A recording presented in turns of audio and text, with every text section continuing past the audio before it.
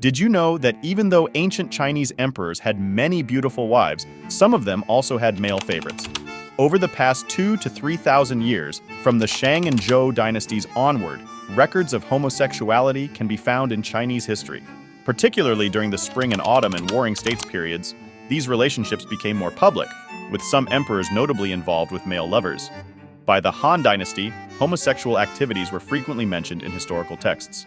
The following sections will delve into the stories of several famous emperors and their homosexual relationships.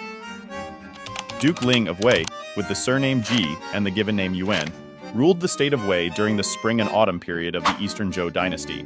His male concubine, Mizixia, was not only a favorite of Duke Ling, but also a high official in the state, cherished for his handsome appearance. Once, when his mother was ill, he risked severe punishment by using the Duke's carriage for a quick return home because travel options were limited. Despite the risk, Duke Ling praised him for his filial piety instead of punishing him. On another occasion, while touring an orchard filled with ripe peaches, Mizixia shared a peach he had started eating with Duke Ling after realizing the Duke hadn't tasted such delicious fruit. The Duke appreciated this gesture, commenting on Mizixia's affection. Their shared moment, much like a couple sharing a drink, highlighted their close relationship and mutual affection. King Ongxi of Wei, personally named Wei Yu, ruled from 276 BC to 243 BC. His male concubine, known as Longyang Jun, was both handsomely masculine and delicately beautiful, and was deeply favored by King Wei. The Zhanguo Si recounts a story of them fishing together. One day, as Longyang Jun caught many fish, he initially rejoiced at the smaller catches, but became increasingly concerned as he caught bigger fish, thinking he should discard the smaller ones.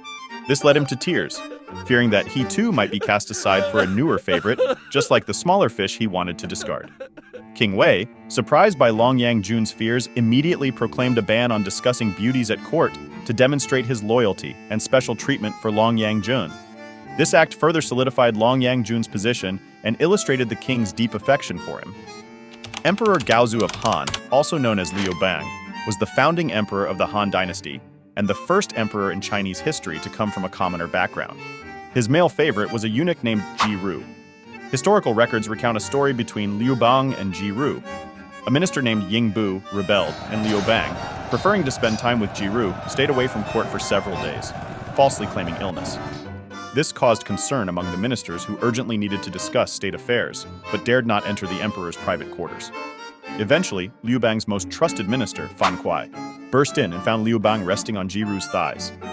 Angered, Fan Kuai confronted Liu Bang, comparing his former ambition to his current decay, and hinting that Liu Bang should not become too close to Ji Ru, as Ji Ru would only keep him indulged in pleasure and neglect state affairs. Trusting his loyal minister who had helped him establish the dynasty, Liu Bang took heed of Fan Kuai's advice, revitalized himself, ceased his private interactions with Ji Ru, and returned to handling governmental duties. Emperor Wu of Han, also known as Liu Che, was the seventh emperor of the Western Han Dynasty and one of the most influential emperors in Chinese history.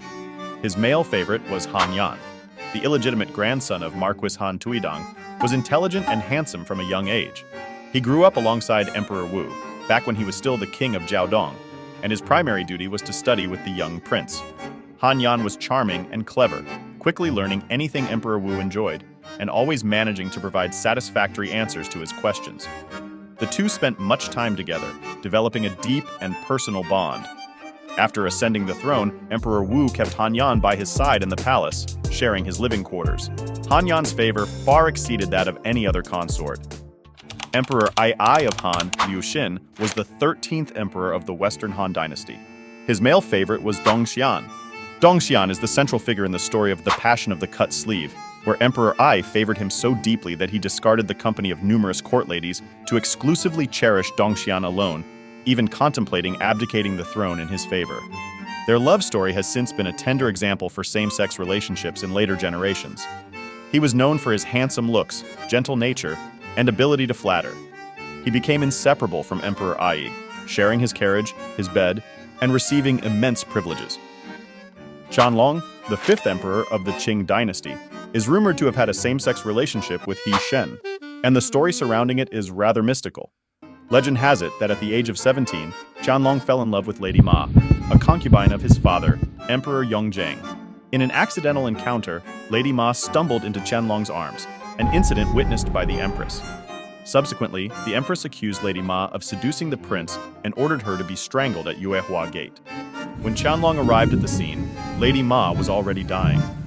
Grieving deeply, he believed he had caused her death, and in his sorrow, dropped his blood on her neck as a vow to recognize her by a red birthmark in their next lives.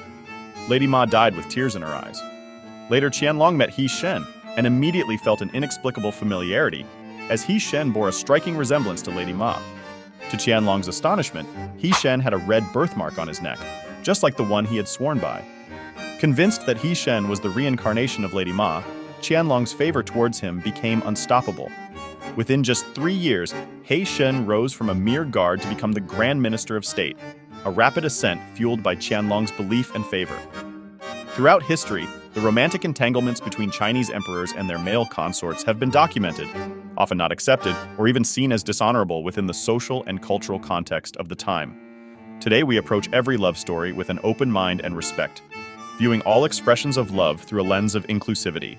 Love is love.